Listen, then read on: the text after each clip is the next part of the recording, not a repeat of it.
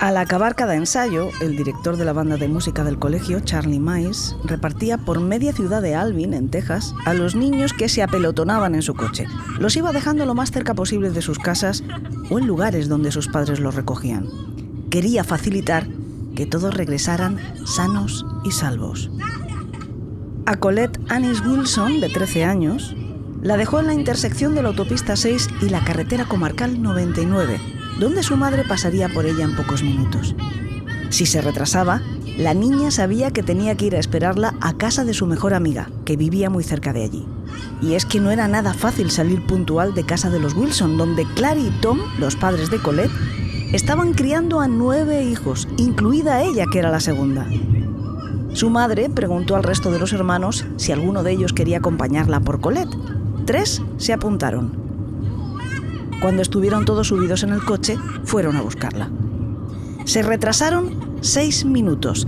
Ese es el tiempo que pasó entre que Mize dejó a Colette en el punto de encuentro y su madre llegó hasta allí. Y en algún momento de esos 6 minutos, Colette se había esfumado.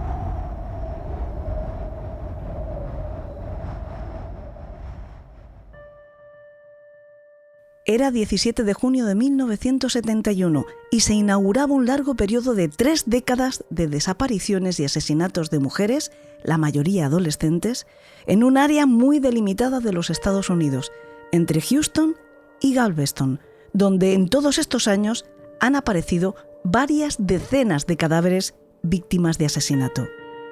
Hoy, en Elena, en el País de los Horrores, hablamos de la autopista americana hacia el infierno.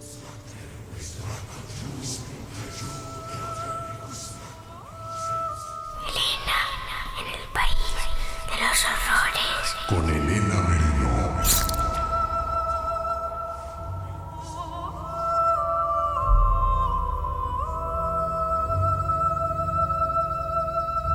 Hola, ¿qué tal están mis queridos secuaces? Bienvenidos a este último episodio de temporada. Nos vamos, pero solo relativamente, porque estos meses de verano van a poder seguir encontrando nuevos capítulos de este podcast en nuestra edición para mecenas, que tendrán disponible, como siempre, en los canales que tenemos en las plataformas iVoox y Apple Podcast. La llamada, según el acervo popular, autopista americana hacia el infierno son solo 50 kilómetros de carretera, bordeada, eso sí, por pantanos, canales, embalses, bosques y campos petrolíferos entre los que se desarrollan pequeñas ciudades que han sido el coto de caza de más de un asesino en serie, parece ser. La lista de víctimas varía en número según dónde la consultes. Wikipedia, por ejemplo, habla de 34 desde 1971 hasta 2006 e incluyen a un hombre. La Enciclopedia de Crímenes sin resolver, sin embargo, calcula que son 42 los secuestros de chicas en este área solo entre 1982 y 1997, y añade además que son 200 los asesinatos de mujeres jóvenes y adolescentes, los que han ocurrido en esta zona y que permanecen sin resolver y que serían obra de hasta una docena de asesinos en serie. Otros autores, como la periodista de investigación en Crónica Negra, Catherine Casey, autora de un monográfico muy interesante sobre el tema que se titula Deliver Us, ajusta el índice de muertes a 19, aunque reconoce que quizá no ha cubierto todos los casos que aparecen unidos por ese hilo conductor que es un tramo de carretera que atraviesa los condados de Harris, Brazoria y Galveston. Colette Wilson fue la primera de esta larga lista de mujeres víctimas de asesinato. No supieron nada de ella durante 5 meses para al final descubrir que su destino había sido el peor posible. Y además lo descubrieron de una forma terrible. Cuando sus padres denunciaron la desaparición de esta niña de 13 años que jamás había dado muestras de rebeldía, la policía no hizo el menor caso. Solo comenzaron a investigar y con desidia 2 días después, cuando su rastro ya se había enfriado y cualquier pista útil para dar con su paradero se había borrado para siempre.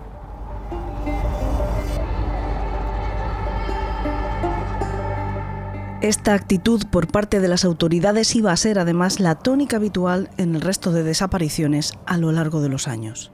Lo que les dijeron a Clary y a Tom fue que su hija estaría drogándose por ahí y que ya regresaría, que esperaran en su casa. Por supuesto, hicieron caso omiso y la buscaron sin descanso por su cuenta. Y sus vecinos se volcaron en ayudarles. Clary recordaba haber visto en el lugar donde debía esperarla a su hija, aquella misma tarde de junio, un coche parado en el arcén con su conductor sentado al volante.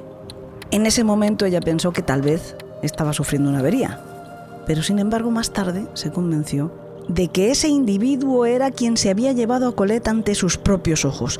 Llegó incluso a someterse a hipnosis para tratar de recordar algo, la matrícula, los rasgos de ese hombre, pero no sirvió para nada. Cada día, decenas de personas se organizaban para recorrer campos y pantanos en busca de la niña, para preguntar, foto en mano, a conductores, a turistas, a otros vecinos, si alguien había visto a la chica de la imagen. Nada.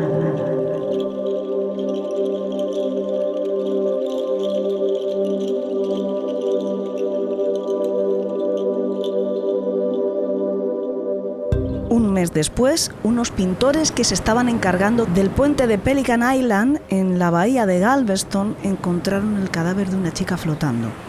No era Colette, se trataba de otra niña de 14 años, Brenda Jones, la única víctima negra de toda la lista. Había ido el día anterior hasta el hospital John Seeley para visitar a su tía, que estaba ingresada con una pierna rota. Había ido y vuelto en autobús, que la había dejado en la parada a pocas manzanas de su casa. Y en algún momento de esa distancia, un depredador se hizo con ella. La policía otra vez no recogió la denuncia esa misma noche porque le dijo a la familia que era demasiado pronto. Les dijeron que si al día siguiente seguían sin noticias, acudieran otra vez a la comisaría. Desgraciadamente las tornas se dieron la vuelta. Al día siguiente era la policía la que iba hasta casa de los Jones a dar la horrible noticia. Brenda había sido secuestrada, mantenida con vida toda la noche, atada de pies y manos con las correas de sus propias sandalias y asesinada por estrangulación manual.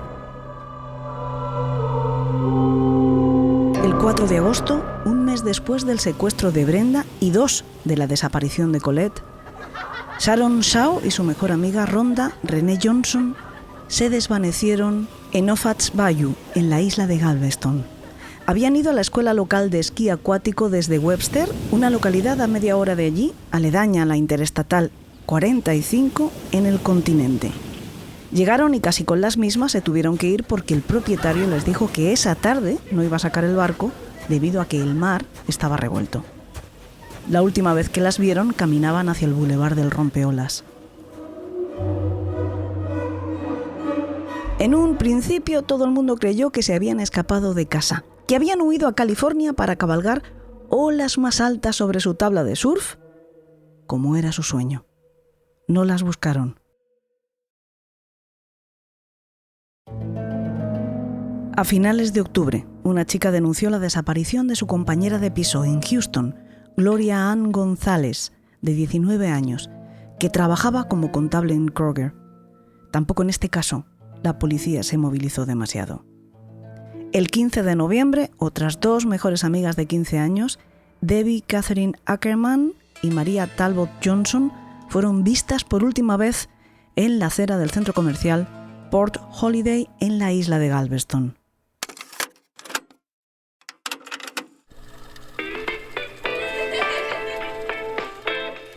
Debbie había pasado el fin de semana largo, porque el lunes no había clases, en casa de su amiga María.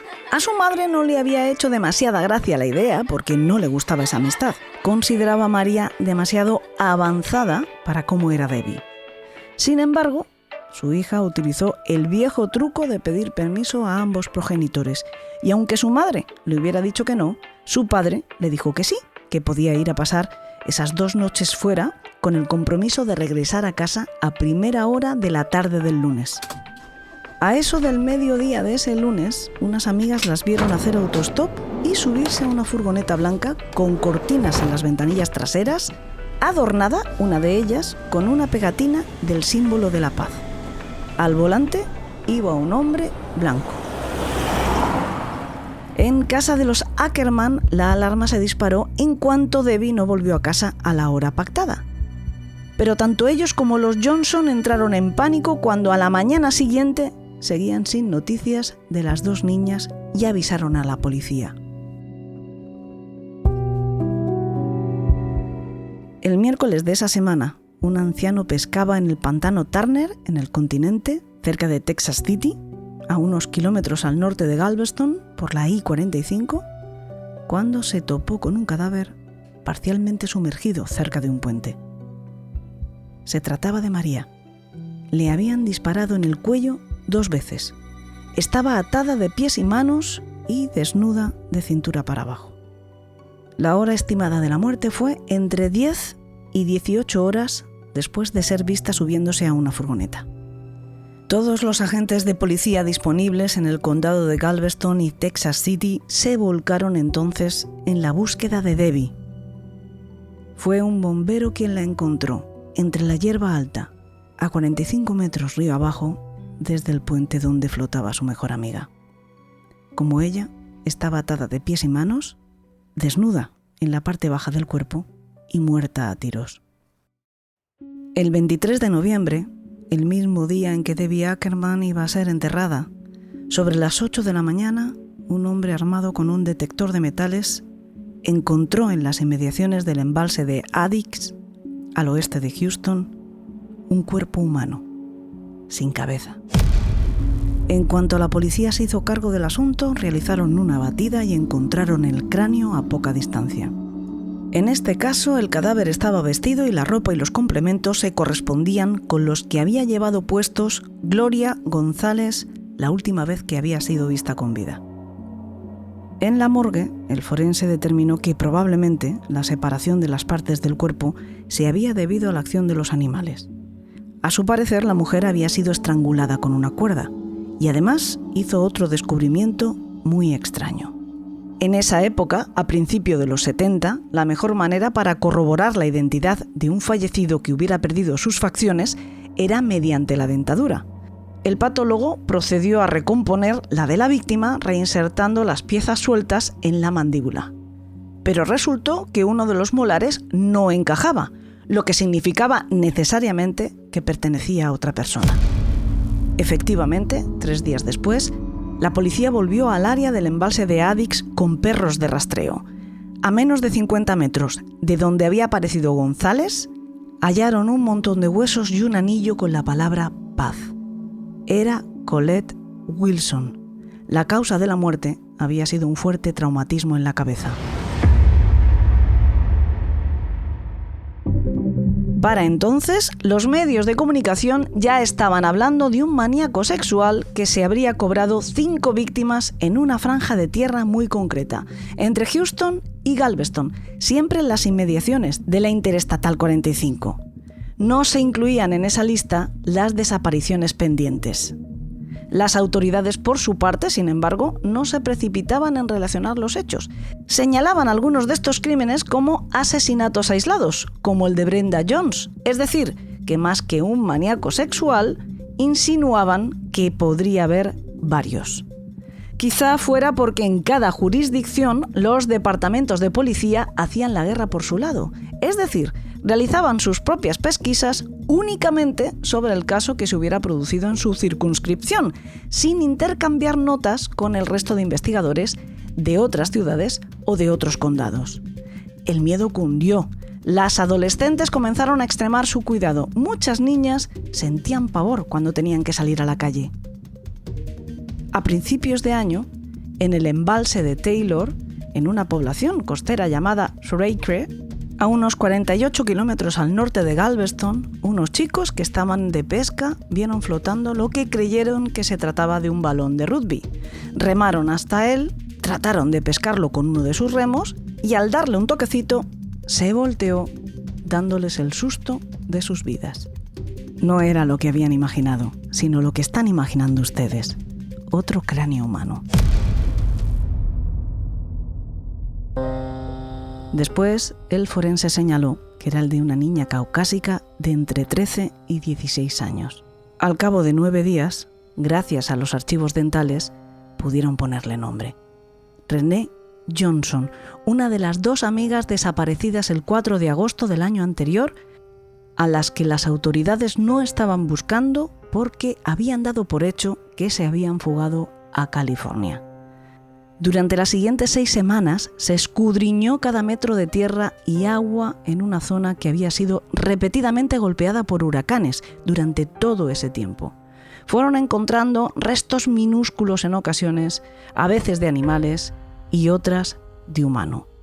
Pero solo encontraron a René, así que abandonaron la búsqueda suponiendo que Sharon habría corrido la misma suerte, solo que quizá no la encontraran nunca. No fue así. Un mes más tarde, un hombre de la zona, paseando por la orilla del pantano, dio con ella. Dado el estado de los restos, prácticamente no se obtuvo información de las autopsias. Solo se llegó a la deducción de que la causa de la muerte había sido homicida por las circunstancias en las que se habían encontrado los cuerpos. Las muertes de Sharon y René dieron lugar además a la detención y condena de un hombre que hoy se cree que era inocente, por más que nunca ha sido oficialmente exonerado.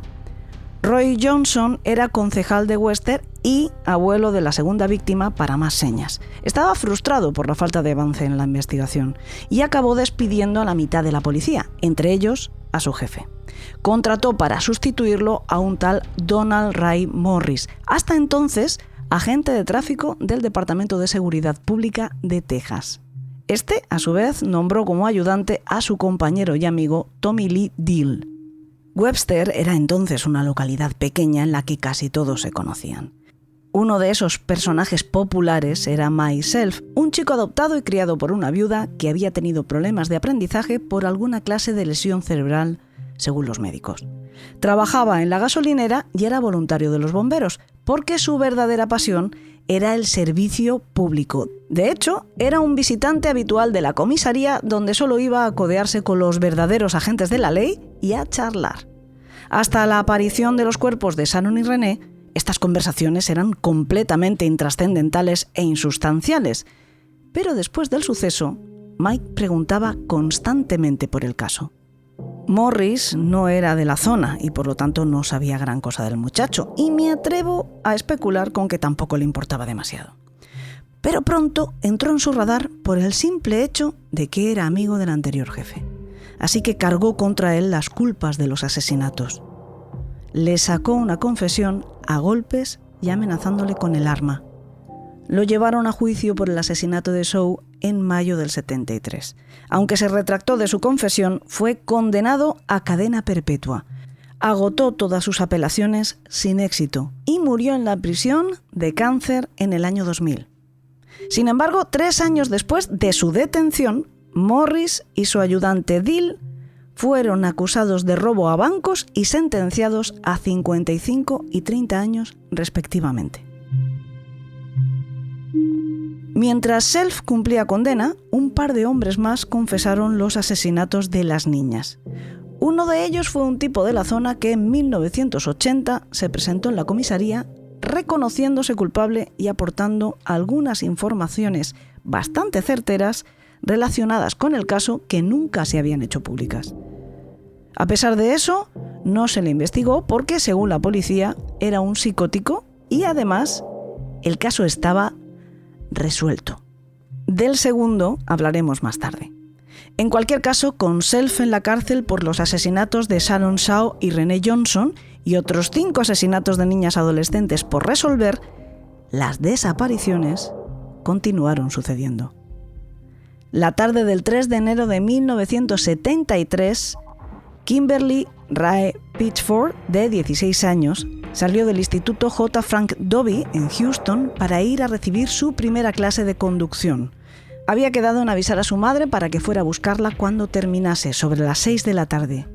Pero eso nunca sucedió. 2 días después, a unos 40 kilómetros de la autoescuela, un par de chicos se encontraron con ella.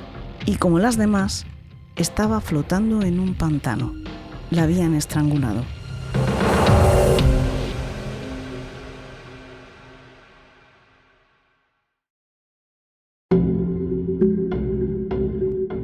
Pasaron un par de años de relativa tranquilidad hasta que la policía recibió una nueva denuncia de desaparición de otras 2 adolescentes, Brooks Bracewell, de 12 años, y Georgia Geer, de 14, vecinas de Dickinson, otra localidad aledaña a la I-45.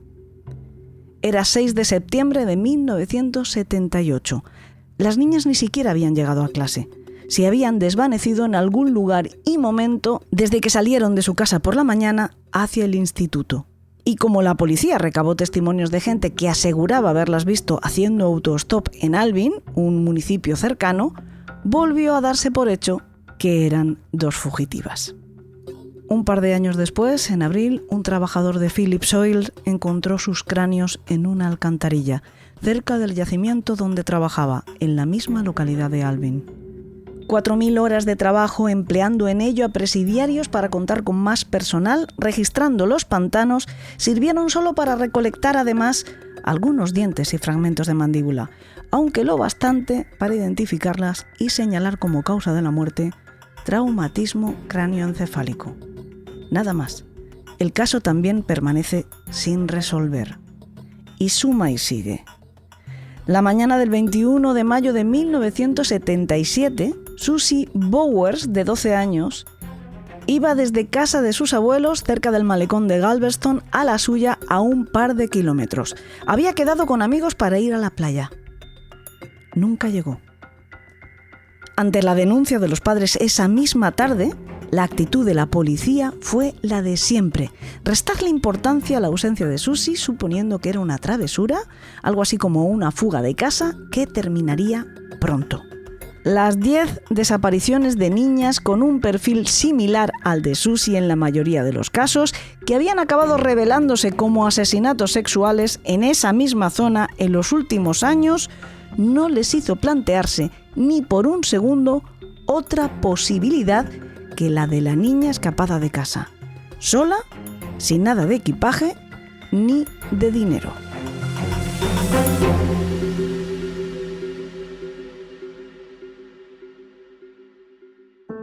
Casi 2 años después, un par de chicos de la edad que hubiera tenido Susie de seguir viva, estaban practicando motocross cuando la encontraron, tierra adentro, en Alvin, cerca de donde fueron hallados también los restos de Colette Wilson. El de Susie Bowers fue uno de los muchos asesinatos que, unos años después, confesó falsamente Henry Lee Lucas, ayudando a la policía a cerrar y supuestamente resolver cientos de casos en los que, como en este, no se habían esforzado demasiado. Una amiga de la infancia de esta niña, una de las que se quedó esperándola aquella mañana en Stewart Beach, se escribió con Lucas para preguntarle directamente si él había sido el responsable de la muerte de Susie. Su respuesta fue esta: ¿Me preguntas si soy culpable del asesinato de tu amiga? La respuesta es no. Yo confesé falsamente el asesinato, pero no soy culpable de él. Me dieron todas las pruebas. Ahora sé que estuvo mal porque hice daño a mucha gente con mis declaraciones falsas. Espero que me perdonen.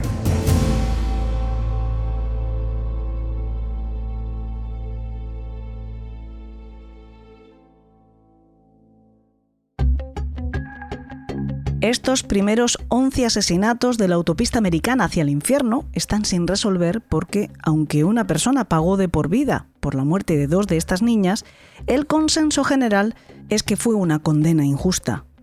Justo cuando hablábamos de ellas, de Sharon Shaw y de Renee Johnson, les he mencionado que 2 hombres confesaron los asesinatos mientras Michael Joy Self estaba en prisión por ellos. Les he hablado brevemente del primero y ahora quiero hablarles del segundo. En 1998, casi 30 años después del crimen, y que Self estuviera pagando por ellos, el fiscal del distrito del condado de Harris y su homólogo de Galveston recibieron cada uno de ellos una carta fechada el 4 de enero desde la cárcel de Texas. Un tal Edward Harold Beld, un recluso sentenciado a 70 años, de los que llevaba cumplidos 5 por haber asesinado en 1978 a un marine que intentó impedirle masturbarse delante de un grupo de chicas, confesaba ser el responsable de los asesinatos de las 11 niñas, a las que llamaba las 11 que fueron al cielo, y daba detalles. Contaba que a 7 las había matado en Galveston y a 4 al sur de Harris. Hablaba de las muertes de Debbie Ackerman y de Maria Johnson, a las que decía haber disparado con una pistola Magnum del 357, a la primera en el cuello o en la cabeza y a la segunda también en el cuello o en la espalda. Explicaba que tenían las manos atadas por delante con una cuerda de nylon blanco. Sin embargo, en el texto también había ciertas afirmaciones que se consideraron confusas o fantásticas. Aseguraba haber acabado con las vidas de las adolescentes porque le habían lavado el cerebro y que las autoridades sabían que había sido él, pero no habían hecho nada. También anunciaba que si alguna vez le ponían ante un tribunal por estos hechos, se declararía inocente. Ed Bell, Butch, para su familia y amigos, tuvo una infancia bastante normal, aunque no sea así como él la recordaba. Según su historial, fue Boy Scout, se graduó en Columbus y obtuvo un título en Educación Física en la Universidad de Texas A&M, donde además formó parte de una banda de música. Sin embargo, él aseguraba que sufrió malos tratos de niño y que su padre, un minero del petróleo, le incitaba a cometer delitos desde robos de bancos hasta violaciones de niñas. Mi padre pensaba que si te golpeaba muy fuerte, te enviaría sustancias químicas al torrente sanguíneo. Una cosa que querían que hiciera con seguridad era violar a una chica. Querían que violara a chicas, robara bancos y robara a la gente. Mi padre intentó lavarme el cerebro para que me suicidara.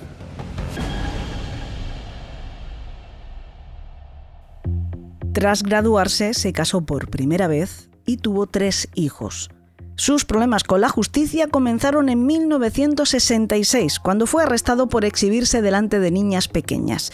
A Bell lo detendrían por estos mismos delitos, por exhibicionismo, al menos una docena de veces, en varias ciudades de Texas, como Lubbock, Plainview, Bacliff, Houston o Pasadena, y en Gretna, en Luisiana. Lo hacía siempre de la misma manera. Iba conduciendo su camioneta hasta que localizaba un grupo de chavalas o de niñas de entre 11 y 16 años y entonces paraba frente a ellas, se bajaba los pantalones y comenzaba a masturbarse. Su primera sentencia le valió una larga estancia en un psiquiátrico hasta que le dieron el alta en 1969 y lo volvió a hacer. Otra vez lo metieron en un psiquiátrico y no perdió el tiempo. Mientras estuvo ingresado, se divorció y se volvió a casar. Su segunda esposa era una de las pacientes del centro, que tenía entonces 17 años. Los recién casados se fueron a vivir en un apartamento junto al pantano de Offutt. Estando allí, conoció a un surfista llamado Doug Bruns, con quien abrió una tienda de deportes acuáticos en la isla de Galveston, frecuentada por muchas de las niñas que aparecen en este relato. En 1978, su coto de caza era Pasadena, por donde buscaba chicas desde su camioneta en la que guardaba una pistola del calibre 22, una carabina M1 y revistas pornográficas. El 24 de agosto estaba haciendo de las suyas cuando un soldado, un marine, llamado Larry Dean Dickens, padre de una niña pequeña, lo vio y se enfrentó a él. Bell sacó una de sus armas y acabó con su vida. Lo detuvieron, lo procesaron y lo dejaron en libertad bajo fianza a la espera de juicio, circunstancia que aprovechó para huir. Estuvo fugado 14 años, viviendo en Centroamérica, usando la identidad de un primo suyo fallecido llamado Cecil Boyd. Pero un episodio de Misterio sin resolver, emitido a finales del año 92 y protagonizado por un actor novel que debutaba en ese papel, un tal Matthew McConaughey, haciendo del marine de Dickens, valió para que un testigo identificara a Bell, que entonces se ocultaba en Panamá. Fue otra vez detenido y por fin juzgado y condenado a 70 años. Fue mientras cumplía esa condena cuando escribió las cartas confesando ser el asesino de las 11 niñas a lo largo del tramo de la I-45 entre Houston y Galveston. Sin embargo, no se le procesó por estos crímenes porque, según las leyes de Texas, unas leyes que cambiaron después de la muerte de Michael Self, no basta con una confesión para acusar formalmente a alguien. El 20 de abril de 2019 murió por un paro cardíaco en la unidad Wallace Pack, una cárcel ubicada en Grimes, Texas. Tenía 70 años. Elena, en el país de los horrores. Con Elena Merino.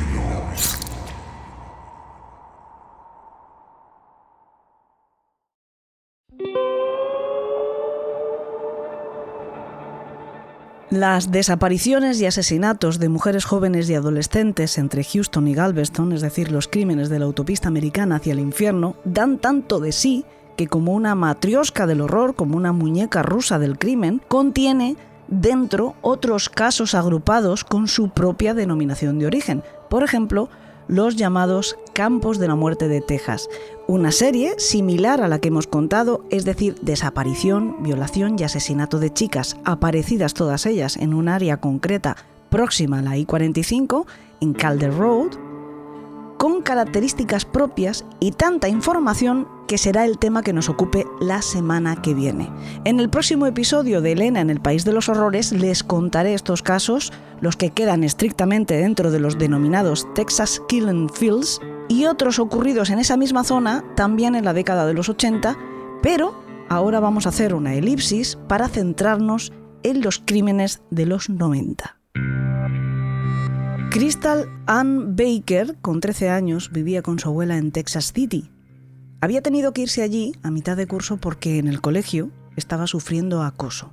El cambio de domicilio significaba también un cambio de distrito escolar y, por lo tanto, alejarse de los viejos compañeros que la hostigaban. Sus padres estaban divorciados. Jenny era peluquera y Johnny, operador químico en una planta petrolífera. El 5 de marzo de 1996, Crystal no fue a la escuela. Había llamado a su madre porque no se encontraba bien y ella le sugirió que se quedara en casa, en la cama, y que cuando terminara de trabajar la llevaría al médico. Pero la niña solo hizo caso de lo primero. Después llamó a su padre para pedirle que la llevara hasta casa de una amiga donde se había dejado uno de sus más preciados tesoros, sus primeros zapatos de tacón. Necesitaba con urgencia recuperarlos. Pero Johnny, que había tenido turno de noche, tenía otras preocupaciones, como dormir. Cuando su abuela volvió a casa desde el trabajo, alrededor de las 2 de la tarde, Crystal le pidió que la acercara a por los zapatos. La mujer le dijo que no, que si no había ido al colegio porque estaba enferma, tampoco podía ir a casa de una amiga. Hubo una discusión entre las dos que terminó cuando Crystal, sin hacer caso de nada ni de nadie, se marchó con la intención de llegar andando o como fuera hasta su objetivo, que a los 13 años, por muy absurdo que nos parezca a los adultos, casi resultaba vital para ella. Su abuela, muy enfadada, llamó inmediatamente a la policía en ese mismo instante para decirles que su nieta había salido sin permiso y pedir que fueran a buscarla. Mientras, la niña caminó apenas una manzana y se paró en un banco frente a una tienda de neumáticos, muy frustrada y disgustada. Necesitaba pensar cómo iba a recorrer los 8 kilómetros que la separaban de casa de su amiga, por carreteras, además, que estaban muy concurridas con tráfico frenético, alguna de ellas sin aceras. Entró en el establecimiento y pidió que le permitiesen usar el teléfono. Crystal llamó a todo el mundo, tanto que al final tuvieron que llamarle la atención por ocuparlo tanto rato. Llamó a su madre, quien tenía la agenda de la peluquería llena y no podía ocuparse de llevarla. Llamó a sus hermanos para lo mismo con igual resultado. Se lo pidió a los amigos, pero nadie estaba disponible. Así que la niña salió de allí y durante las siguientes 2 semanas, nadie de su familia, ninguna persona que la conociera, supo qué había sido de ella. Todo ese tiempo, Crystal Baker, a quien habían arrebatado su identidad y también su vida, reposaba devastada en una cámara de la morgue en Houston.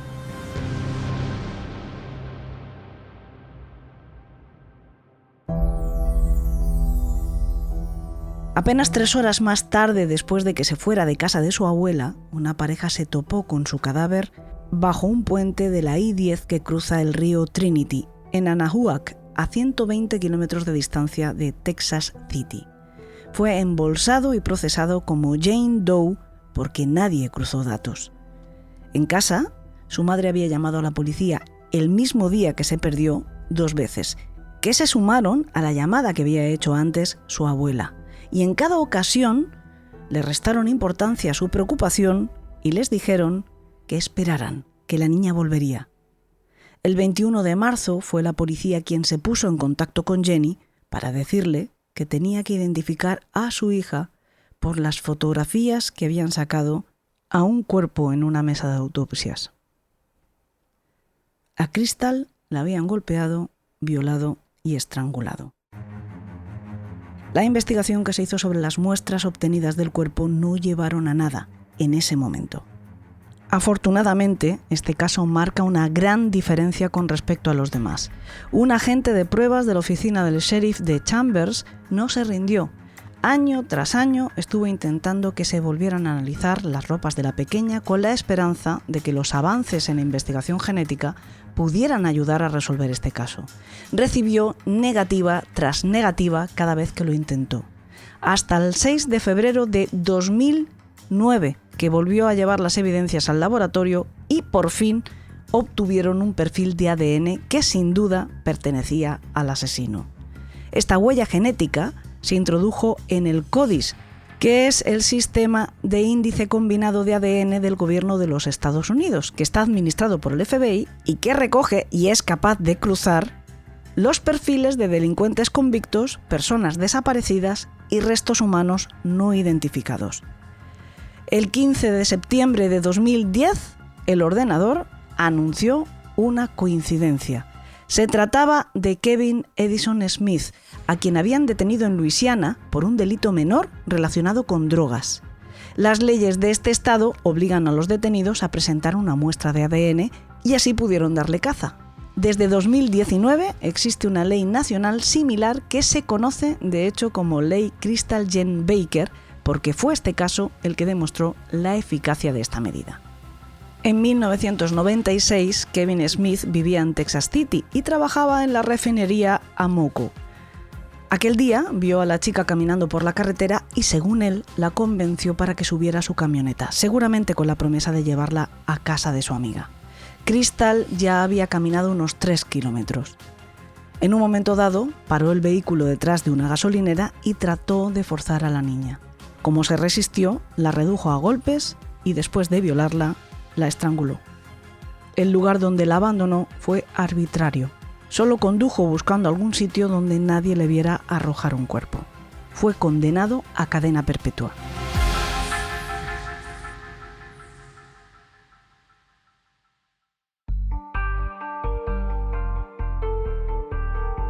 Un año después, a 34 kilómetros del lugar donde se había criado Crystal Baker, otra familia se enfrentaba a su propia tragedia. Cuando Laura Smithers se levantó el jueves 3 de abril del 97, su madre y su hermano estaban preparando tortitas para desayunar. La niña, que entonces tenía 12 años, había perdido a su madre biológica por cáncer a los 2. Su padre, Bob, estaba tan devastado que no se sentía capaz de cuidar a la pequeña solo. El pediatra de Laura le dio buenas referencias de una joven niñera que conocía, Guy. Al año, Guy y Bob se casaron. Aquella mañana de primavera, Laura pidió permiso a su madre para salir a correr antes del desayuno, no más de 20 minutos. Vivían en Friendswood, una de las localidades colindantes a la I-45, y creían que era uno de los pueblos más seguros para vivir de todo el estado. No sabían o no conocían o no recordaban todas las historias de horror y violencia que les estoy contando hoy y que habían estado sucediendo en pueblos vecinos a pocos kilómetros. Laura salió a correr y no volvió más.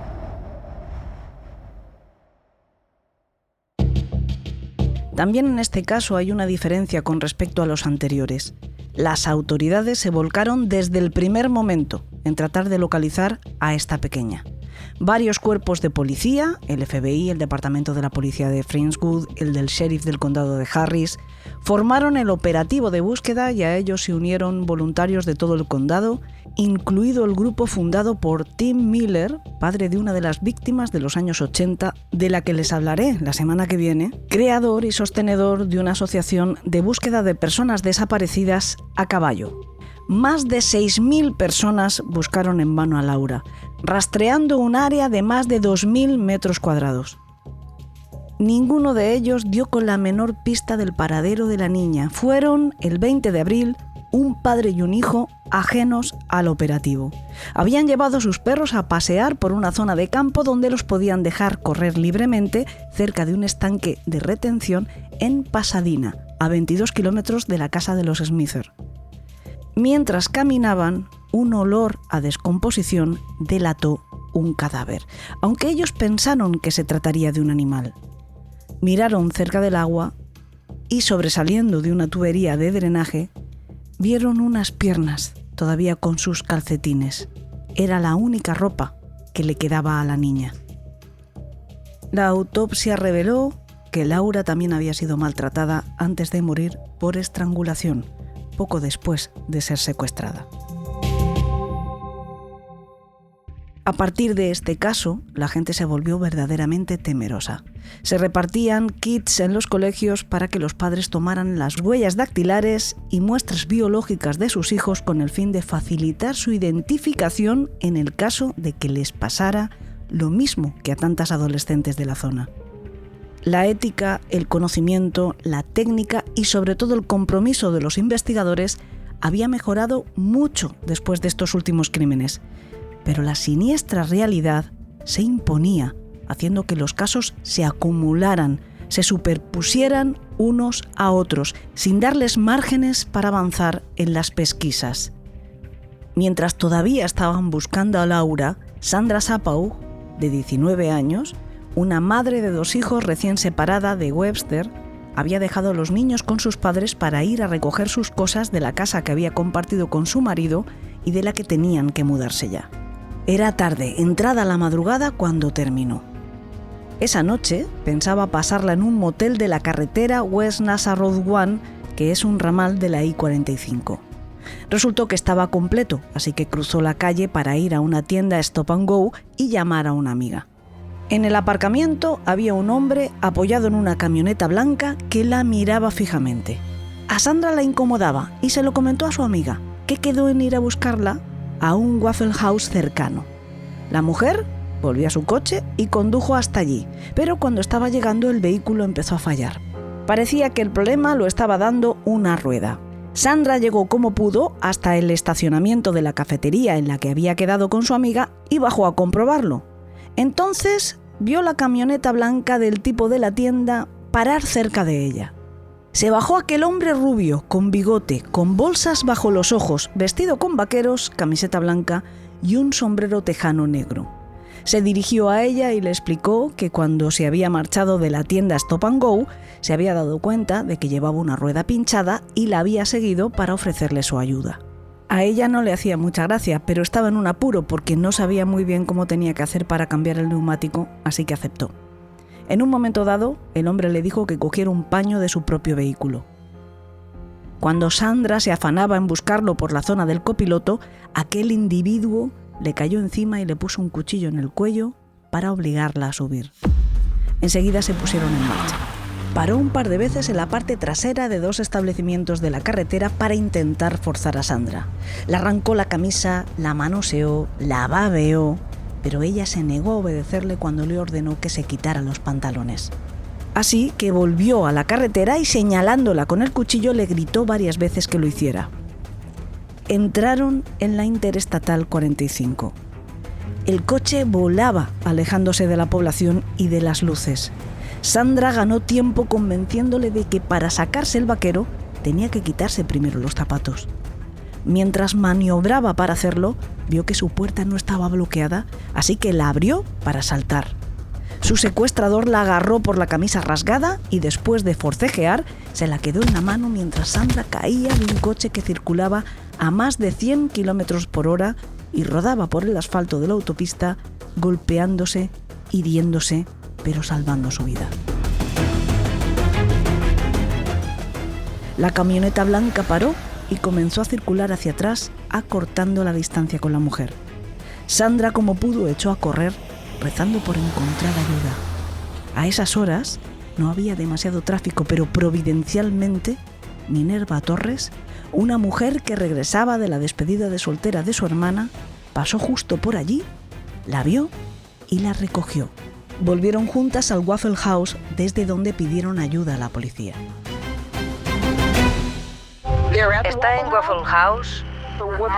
Están fuera, en el aparcamiento.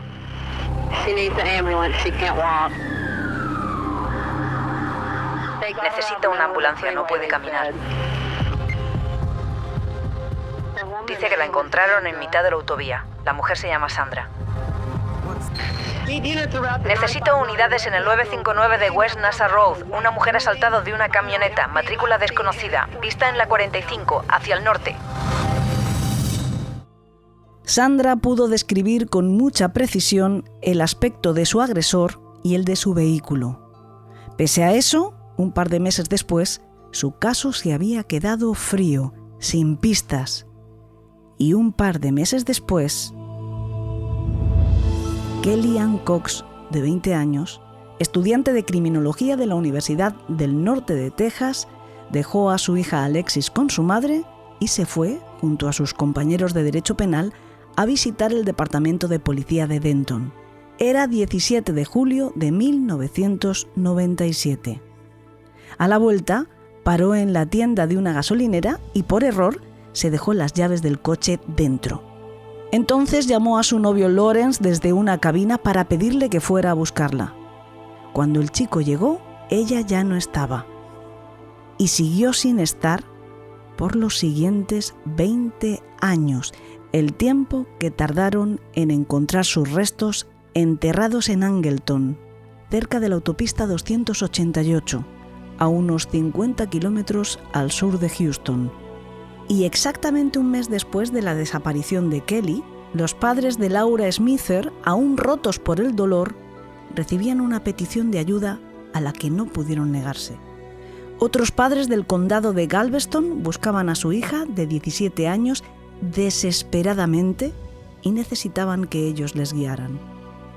El 17 de agosto, el grupo de teatro del que Jessica Lee Kane formaba parte había estrenado con gran éxito en el Harbour Playhouse de Dickinson un musical en el que ella interpretaba a Marilyn Monroe, casualmente la actriz que dicen que era la tía abuela de otra de las víctimas de las que les he hablado, de Crystal Jane Baker. Después de la función, todo el elenco se fue a celebrarlo a un restaurante Benningham que había relativamente cerca, en Clear Lake. Se comprometió con sus padres en estar de vuelta en casa a la 1:30 de la madrugada y se llevó la pick-up de su padre. A las 2:30, Susie, la madre de Jessie, se despertó. Había intentado esperar a su hija levantada, pero el sueño la venció. Así que, antes de irse a la suya, fue a comprobar que la chica estaba a salvo en su cama, pero la encontró vacía. Despertó a su marido. Él salió a buscarla en el coche de su mujer. Fue a los lugares donde sabía que iba a ir su hija esa noche. Y cuando iba a tomar la ruta de vuelta a casa, en el arcén del carril de incorporación de la I-45, vio su camioneta. Estaba cerrada con llave, pero las cosas de su hija estaban dentro. De ella no había ni rastro. Desde primera hora de la mañana se formó una gran batida de búsqueda. No solo los Smither les acompañaron y ayudaron en todo lo que pudieron. Otros padres que habían vivido una tragedia similar, como los de Sally Sykes, una chica secuestrada y asesinada en esa misma zona 11 años antes, cuyos autores estaban cumpliendo cadena perpetua en la cárcel, y el padre de Laura Miller, que les he mencionado antes, con otros miembros de su organización de búsqueda de personas desaparecidas a caballo, participaron, pero ninguno obtuvo pistas sobre el destino de Jessie. Tendría que resolverse otro caso pendiente y aún pasar muchos años, como en el caso de Kellyanne Cox, hasta que sus familiares pudieron dar sepultura a sus restos. Pero mientras sucedía el rapto y asesinato de Cox y Kane, Sandra Sapaug se recuperaba de sus heridas y del fuerte trauma y se afanaba en colaborar al máximo con la policía para que atrapasen al tipo que la había secuestrado y sin duda alguna la hubiera matado si ella no llega a saltar de su coche en marcha. Había dado detalles de la camioneta, una Ford o Chevy de color blanco con doble cabina y una gran caja de herramientas de aluminio en la parte trasera. También había descrito al tipo para poder elaborar un afinado retrato robot. En octubre, una de las detectives asignadas a su caso, Sue Dietrich, fue trasladada y ascendida a jefa de la policía de Tiki Island. Una de las primeras cosas que hizo al incorporarse a su nuevo puesto fue algo insólito por entonces: llamar a sus homólogos de las localidades vecinas como cortesía y además para intercambiar notas, algo tan básico como compartir información. Jared Stout era el jefe de Friendswood, donde todavía se esforzaban en encontrar al asesino de Laura Smither. Con frustración le dijo a su colega que no habían conseguido casi ningún avance, pero que en su momento habían manejado a un sospechoso y que él todavía no se lo había quitado de la cabeza. Se trataba de un tal William Lewis Reese, Bill Reese, pero no habían conseguido ninguna evidencia para poder acusarle. Una de las primeras acciones que había llevado a cabo la policía fue cotejar el censo de delincuentes sexuales del condado para ver si alguno de ellos había tenido oportunidad de llevarse a la pequeña Laura. Este hombre, Bill Reese, tenía un pasado violento. 5 meses antes del secuestro de Laura, había salido de una cárcel de Oklahoma en libertad condicional donde cumplía condena de 15 años por secuestro y violación. El 3 de abril, el día que desapareció la niña, él había ido a su puesto como operador de excavadora en una obra de una urbanización que estaba justo al lado de casa de los Smither. Llegó sobre las 9 de la mañana, a la hora aproximada que Laura había salido a correr. Y como empezaba a llover, el jefe les dijo a toda la cuadrilla que en esas condiciones no podían trabajar y que se volvieran a casa. Reese lo hizo por la misma ruta en la que Laura iba a correr normalmente con su padre y que presumiblemente habría sido la misma que habría escogido para ir sola. Habían investigado a Reese, incluso él se había sometido voluntariamente al polígrafo en un par de ocasiones y lo había superado sin problemas. Había permitido que se registrara su camioneta y no se había hallado evidencia alguna, así que el fiscal se negó a procesarle. Sue Dietrich escuchó todo aquello y la descripción de Reese.